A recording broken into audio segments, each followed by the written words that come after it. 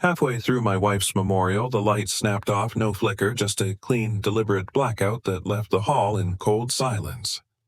Calvin Mercer, community resident and quiet bookkeeper, stood under the dim glow of his phone fingers brushing the smooth edge of a hall permit tucked in his folio. Ever seen someone cross a line so plainly you knew justice would? The lights died halfway through the hymn. Not a flicker, not a warning cough from the old fixtures, just a hard click to black like someone closed a lid on the day. A few people gasped. Someone near the back dropped a program. It skittered like a dry leaf across the floor. Rain whispered against the windows of the Cedar Mill Community Hall, steady and indifferent. I lifted my phone and thumbed the flashlight on. A pale cone of light found the edge of the podium, the chrysanthemums we'd set around Lydia's photograph, the soft gloss frame that made her smile look lit from within. I heard my own voice steady itself before my hands quite cooperated.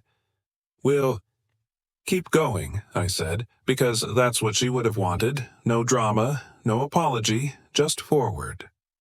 The room adjusted the way a flock adjusts one neighbor at a time. A dozen other phones blinked alive, little handheld moons bobbing over folding chairs. In that dim wash, I caught a profile by the breaker panel. Owen Tisdale.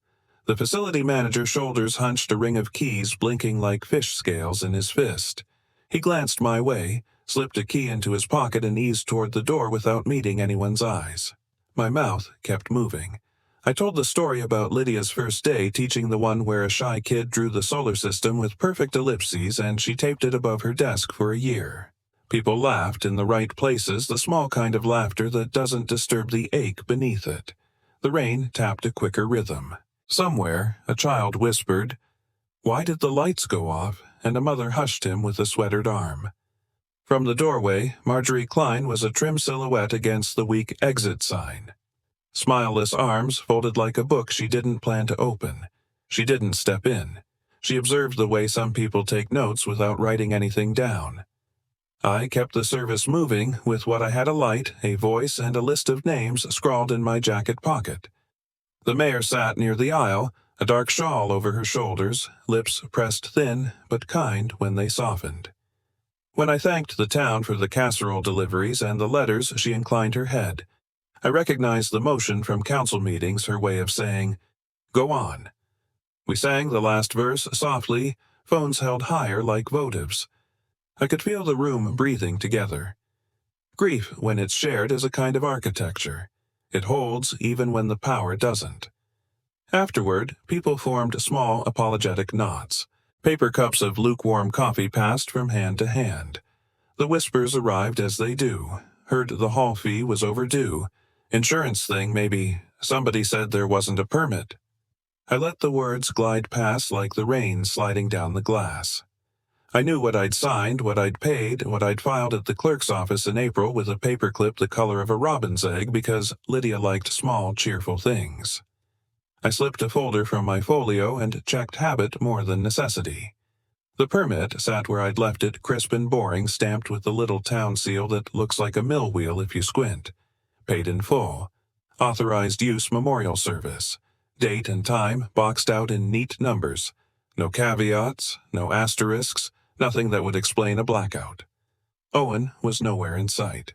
People came to touch my sleeve and tell their Lydia stories, how she wrote a note in perfect green ink to a child who hated reading, how she kept a stash of peppermints for nervous test takers, how she never seemed in a hurry unless you were the one who needed time.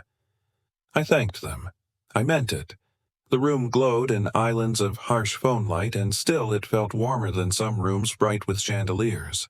When the last chorus of goodbyes thinned, I carried the flowers to the car, one bouquet at a time, letting the cold damp lift the heat from my collar.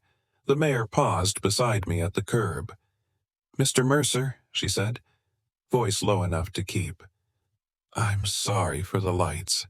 "Me too," I said, not adding the part about the breaker panel and the keys. "We got through." "You did," she said.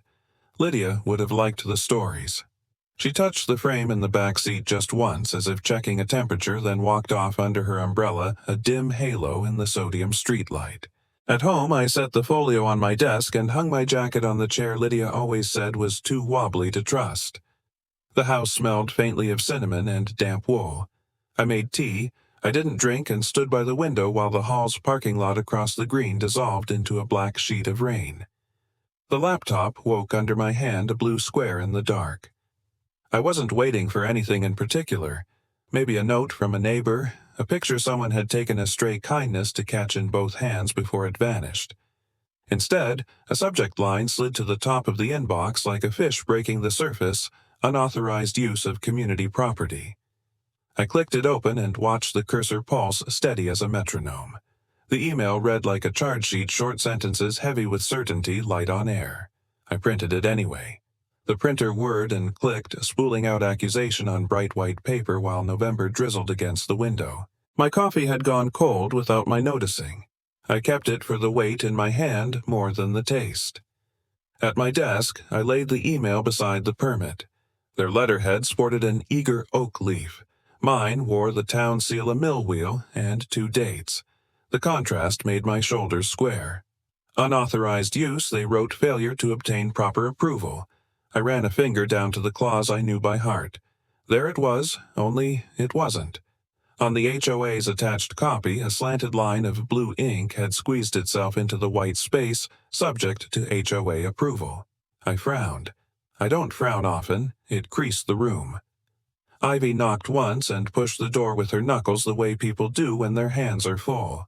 She carried a bakery box and that brisk, practical look that had rescued more than one block party. "Brought orange rolls," she said. "Don't argue, they're warm." "They picked a new hobby," I said, tapping the printout. She scanned the page, then the permit. "That line wasn't on what you showed me in April. It wasn't on what I filed," I said. I slid the email closer. The blue handwriting was too neat for an accident, too careful to be a clerk's scrawl.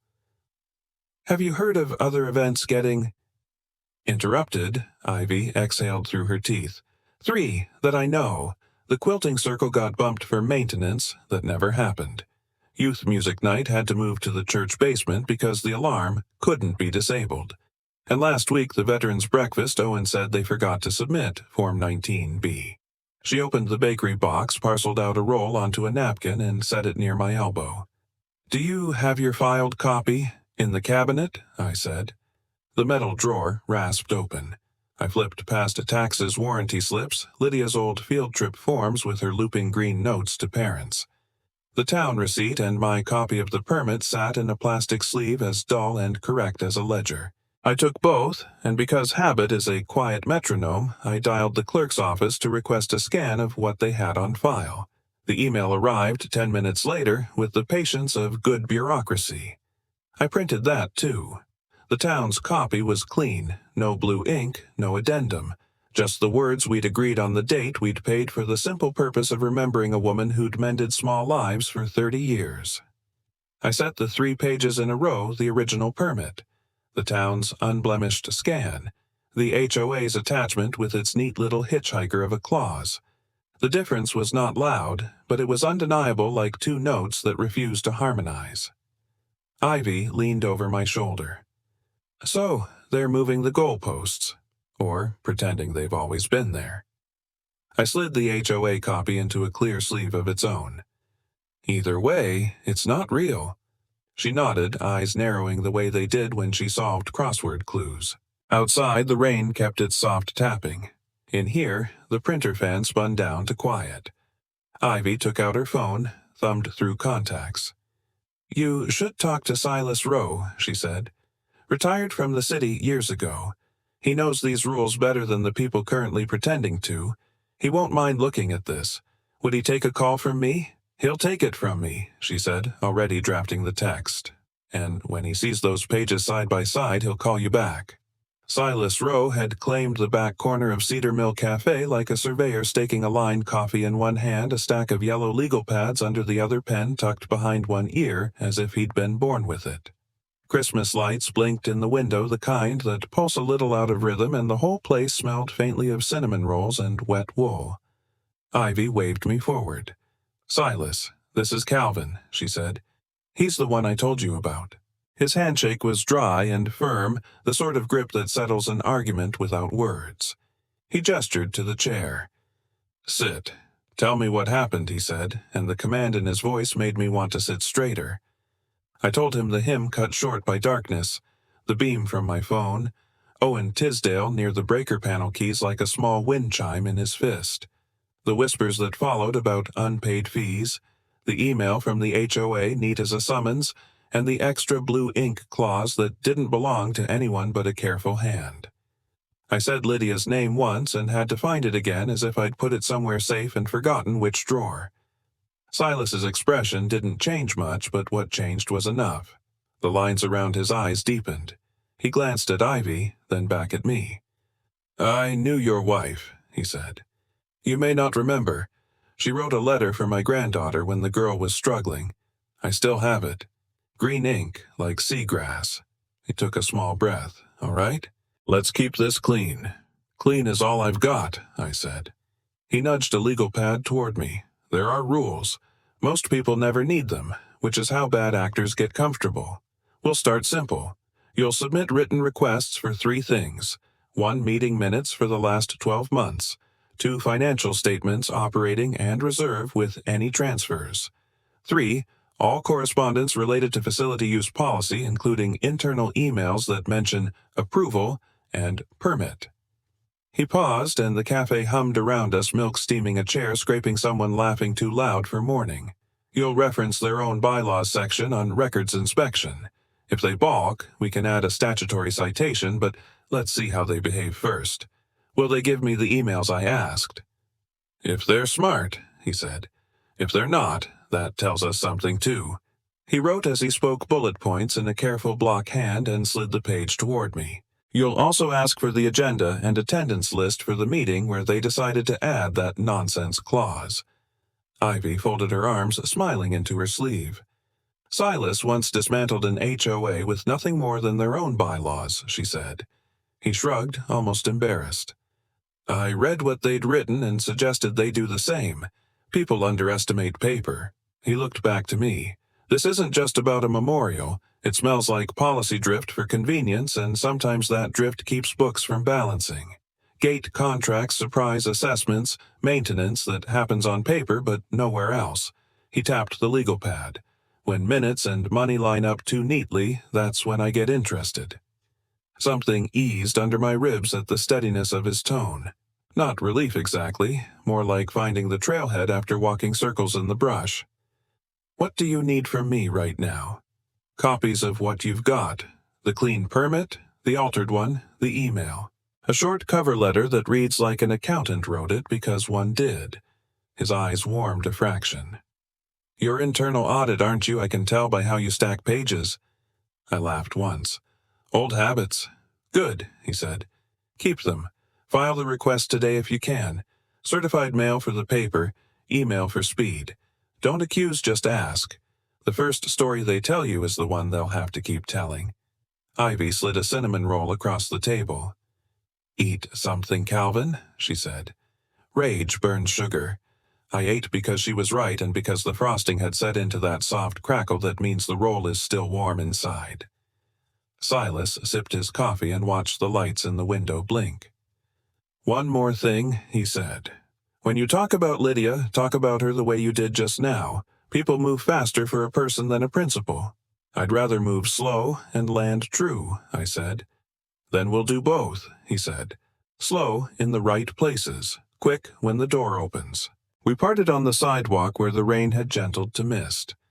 Ivy hugged me and promised to nudge a few neighbors who kept better records than the town clerk. Silas adjusted his scarf and told me to email him the drafts before sending. He had the air of a man who had set a pot to simmer and knew exactly when it would boil. Back home, I typed the requests with the patience I save for things that matter subject lines, plain as porches, dates lined up, attachments named without drama. I printed hard copies, slid them into envelopes addressed to the HOA's P.O. box and to Marjorie Klein as president, then walked them to the blue mailbox on the corner because sometimes your legs need to do your thinking for you. The rain dampened my hat brim and the street looked newly washed. That night, with the house quiet and my jacket drying on the chair Lydia distrusted, I heard a soft scrape at the front door. Not a knock, more like paper being persuaded across wood. I opened to the porch light and an empty step. On the rug sat a manila envelope. No return address, no name, just a thick rectangle with a flap tucked deep. Inside were photocopies collated and clipped, HOA board meeting minutes confidential scrawled across the top in a familiar blue hand. The USB Ivy handed me was the size of a thumbnail and felt heavier than it should. Dropped off at the library desk, she said, lowering her voice as if the heater could overhear. And the mayor asked me in passing if you're getting anywhere. Rain drummed its knuckles on the roof. The heater hummed like a tame animal. I slid the drive into my laptop and waited for the small chime that says a door has opened. A folder bloomed on the screen. Facility / Policy Internal. Inside, emails threaded like a river timestamp, subject lines, names in bold. I clicked one near the middle. Owen stood in a low-res photo by the breaker panel, had turned the ring of keys bright as a coin. The file name, IMG173, but JPG, said more than the body of the email. Another message opened with 3 words from Marjorie Avoid setting precedent. Below Owen's reply, understood, will handle. Attached was a scanned page, the hall permit with that neat blue ink clause grafted into the margin like a foreign branch. The signature at the bottom was Marjorie's sharp M long tail on the J like a hook. I put Silas on speaker, the phone face up on my desk. "Tell me what you see," he said. "Proof that a switch was turned by a person who knew what he was turning," I said, clicking back to the photo. "And proof that the paper got edited to match the switch." He was quiet long enough that I heard the scratch of his pen. "Read me the header." I did. He grunted. "That line, avoid setting precedent, that's policy speak for keeping a lid on money. They think if they allow a memorial without additional approval, the Quilting Guild, the youth band, and whoever else will expect the same. If the books are thin, they get nervous."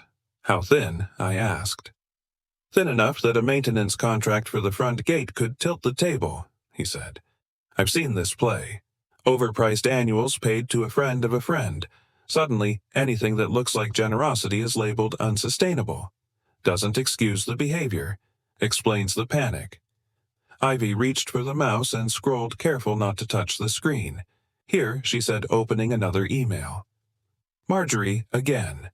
"Use policy should reflect fiscal realities. Owen will add language." The attached PDF was a template memo with a blank for signatures and a blank for conscience. I printed the chain, listening to each page step down into the tray. The room smelled like warm paper and rain. I set the fresh copies beside my pristine permit, the town seal, the dates. The dull honesty of correct forms, and on top of the HOA's altered version with its borrowed blue line. 2 halves of a whole violation. Photo of a key. Hand that wrote a clause. Cause-effect. Silas's voice came back mild and satisfied. "Good, that's direct enough for daylight. Don't shout, don't accuse, just show. People understand a photograph. They understand a signature." I slipped everything into my folder, clean permit in front, altered copy, behind it emails in order by date, the photo printed twice in case someone asks to keep one. Ivy watched me like a tailoress pinning a seam. "The mayor's going to be at the winter fair," she said. "If she asks again whether you're getting anywhere, I'll have a map," I said. Outside, the rain softened. The heater clicked off, leaving a small, contented silence. I zipped the folder shut and ran my hand over the canvas the way you check a lid on a pot. "Time to let some daylight in," I told Silas. "Good," he said. "Daylight's cheap, and it scares the right people." July sun pooled on the bricks of the town square, and Cedar Mill smelled like kettle corn and cut grass. White tents lined the street in 2 bright rows. Quilts fluttered like slow flags, and the brass of a school band gleamed from a shade tent while they tuned on a stubborn B-flat. I carried the folder tucked under my arm, the way you carry a book you don't want to bend.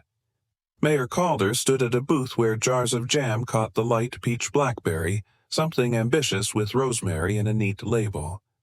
She turned a jar in her hand, then glanced from the glass to me, to the canvas under my arm, as if following a thread only she could see. "Afternoon, Mayor," I said. "Mr. Mercer." She set the jar down carefully like it might remember. "Good turnout." "Sun helps," I said. "So does sugar." A breeze tugged the bunting. Kids ran past with blue tongues and paper crowns. Ivy lingered 2 stalls over, pretending to be fascinated by hand-poured candles, though her attention pinged between me and the mayor like a silent metronome. I brought something, I said, and felt my pulse step up anyway. It's the whole picture. Original permit altered copy emails between Marjorie and Owen. She didn't reach for it right away. Walk, she said, and we moved to the lee of a tent where the fiddles were softer and the shade was kind. Then she held out her hand. I gave her the folder. She opened it, and the square of the fair narrowed to the sound of paper turning. A laugh bubbled somewhere behind us. A friar hissed. A dog shook its collar and made its tags ring. The mayor read as if she were counting stitches, not missing a one. The clean permit went first, her thumb resting on the town seal, then the version with the blue ink hitchhiker of a clause. Her jaw moved, once a muscle tightening that had nothing to do with chewing. She read the emails without commentary. Avoid setting precedent. Will add language. And when she reached the low-res photo of Owen by the breaker panel, her eyes paused, then shifted to the crowd as if she could see the panel from here. She closed the folder and smoothed its edge. "You've kept your notes," she said. "I'm an auditor," I said. "It's how I breathe." "Good." She slid the folder against her chest for a moment, weighing something that wasn't paper.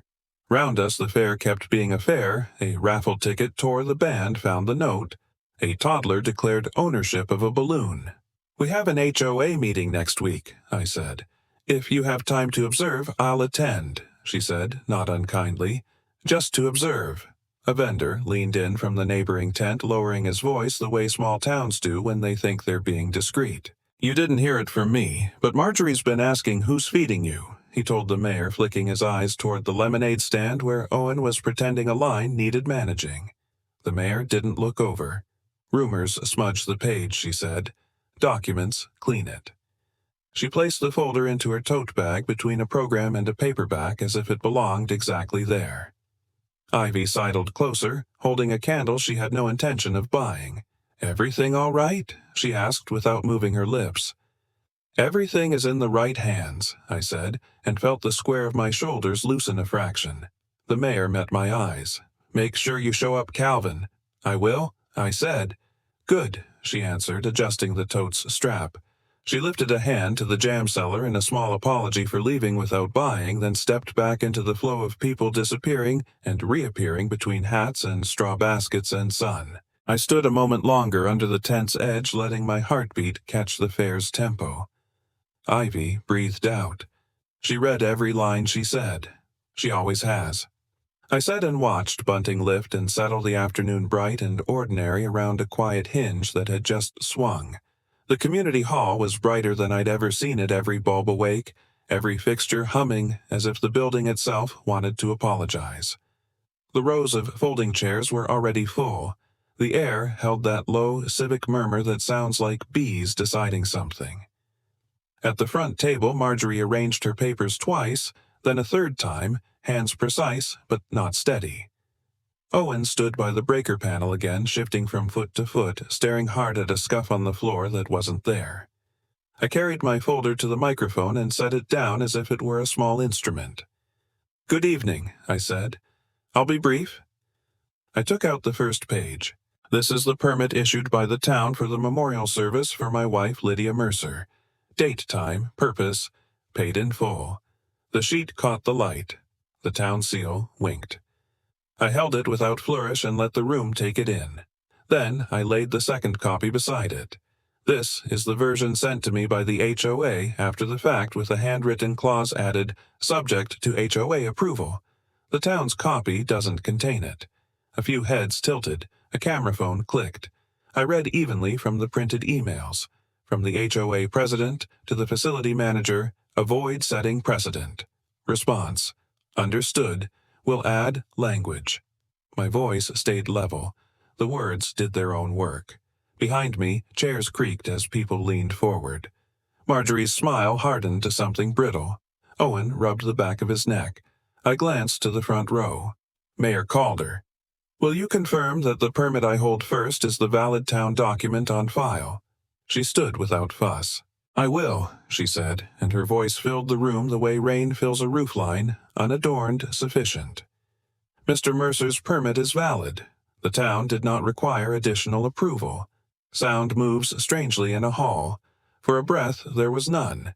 Then a ripple, then the words we all recognized, 'That's wrong.' Who added it? Resign." They weren't shouted so much as lifted, as if the crowd had found the same handle at once. I opened the last sleeve and took out the frame I'd carried to too many rooms this year. Lydia's photograph, her head tipped just a little, the smile that worked on fourth graders and hard cases alike. Tucked behind the glass, a letter on lined paper, a looping hand I knew wasn't a child's anymore.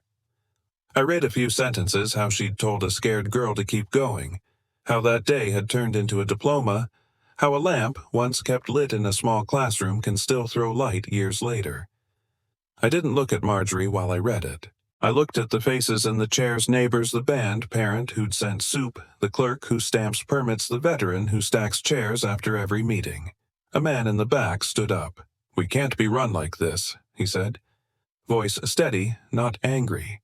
Another neighbor called, "Step down." The phrase gathered itself. Step down. Marjorie stacked her papers a final time, edges sharp. She didn't reach for the microphone. She didn't look at the breaker panel. She stood, slid her chair in with care, and walked out under the full lights, eyes fixed on the door as though the exit sign might blink. Silas lifted his chin from the back row, a small nod that meant, "Keep your footing." The mayor sat, pen poised again over her notebook. No triumph on her face, only the quiet work of finishing. I slipped Lydia's photo back into my bag and closed the clasp with my thumb. The room still hummed with talk petitions, procedures, a vote to place on the next agenda. I knew the reform would be its own long meeting with minutes and motions and patient hands raised. But the lights were on, and they were going to stay that way. By morning, the petition sat on the counter at Miller's grocery, a ballpoint tethered to it by a length of twine that used to hold feed sacks. People signed between buying milk and picking up stamps, shoulders damp from the marine layer that rolls in before the sun decides. Names accumulated in tidy rows, ink dark, where hands pressed hard. Ivy stood by the bakery case with a clipboard and a patience that could teach a clock manners. At the back room of DeWitt and Ames, a law office that smells like paper and lemon oil, Silas had spread the day's work across a table, petitions stacked in rubber-banded bricks, photocopied bylaws, a yellow pad where he'd already written the motion language. "We'll need a serious cleaning," he said, tapping the line where bank account information would go once pried from the HOA treasurer. "Accounts, contracts, authorizations. Think spring, but for ledgers." "Windows open," I said. "Windows open," he agreed. By noon, residents lined up at the post office to sign the second copy. Redundancy, Silas said, is a friend who never forgets. He filed the petition with the town clerk at 2 on the dot, jacket brushed hat off the same respectful theater he'd used to enter a church. Outside, the clerk posted a public notice on the corkboard special HOA session emergency agenda. The words drew a small knot of readers who didn't bother pretending they weren't reading. News travels on feet around here, then on phones. By evening, the local paper had a short piece online, town hall, lights up over HOA dispute, and a Portland station called to ask if the memorial at the center of it might be available for a photo. I said the memorial was already over. Then the scholarship, the reporter pivoted quick as a sparrow. "Is that true?" I told her it would be if the council said yes. The council met in a chamber that looks like a school classroom that never grew up Flag Day as mismatched chairs. I sat in the second row with Ivy. Silas leaned against the back wall, arms folded lightly as if holding back something faster than the meeting's speed. When the vote came, it was an orchestra hit in miniature I, and the quiet rustle afterward when people let out the breath they're too mannerly to release as applause. In the law office again, Silas slid a stiff sheet across to me, heavy, stock-raised seal. The town's name embossed in blue. "Sign for the fund," he said. I wrote Calvin H. Mercer in the space that wanted it, and the pen scratched a small, durable sound into the paper. He nodded once, a conductor acknowledging a cue hit cleanly. "Now, the account," he said, dialing. Within the hour, the HOA's operating funds were frozen pending audit. An email pinged the board with language so measured it could hold a level on its head. Ivy texted me a photo from Miller's The Pen on its string coiled like it had just finished a good day's work. "We're past halfway," she wrote. "Sleep." At home, the mailbox held a single envelope with the town seal. Inside, on a simple card, an invitation in black type, Lydia Mercer Memorial Scholarship Inaugural Ceremony, June 3rd. Community Hall.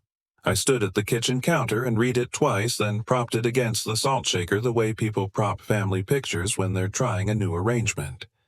The house had that late evening stillness Lydia used to call the honest quiet. I let it stay a long time before turning off the light. 1 year later, the hall was lit in a way that made it seem larger, the corners no longer shadows but part of the room. New LED fixtures cast a steady warm glow over rows of folding chairs filled with students in pressed shirts, parents holding bouquets, neighbors in their Sunday jackets. Along the front table, a framed permit hung above a small display case, a town seal on paper made permanent under glass, no stray ink marring its surface. Beside it, a bouquet of white lilies leaned toward the microphone. Mayor Calder stood at the lectern, her voice carrying without the help of any excess volume.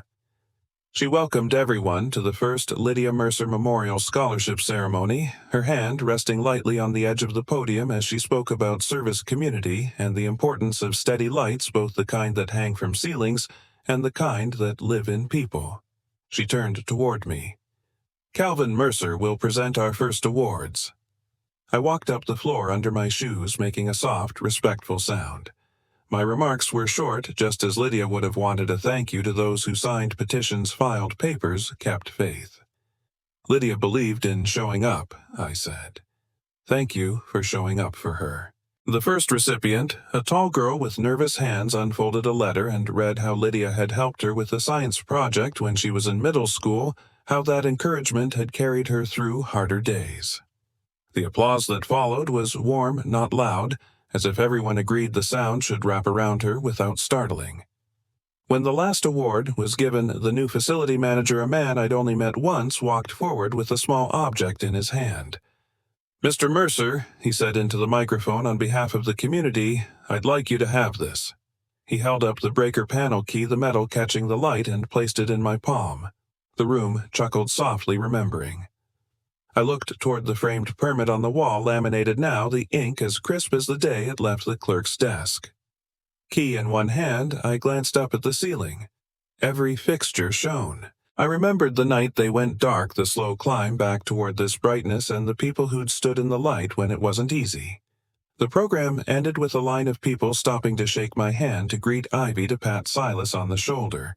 Students posed for photos under the banner that bore Lydia's name. Outside, the early summer sun slanted across the grass, long shadows touching the open doors of the hall. There was no cliffhanger left, only the simple, steady satisfaction of knowing the lights had stayed on, and that Lydia's would too.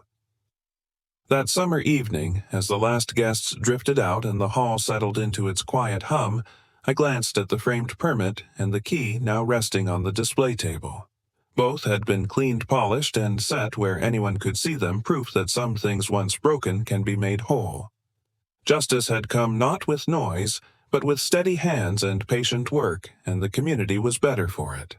Sometimes it takes losing the light to remember how to keep it burning. Have you ever had a moment when something meant more than it ever did before? If so, share it. I'd like to hear your story.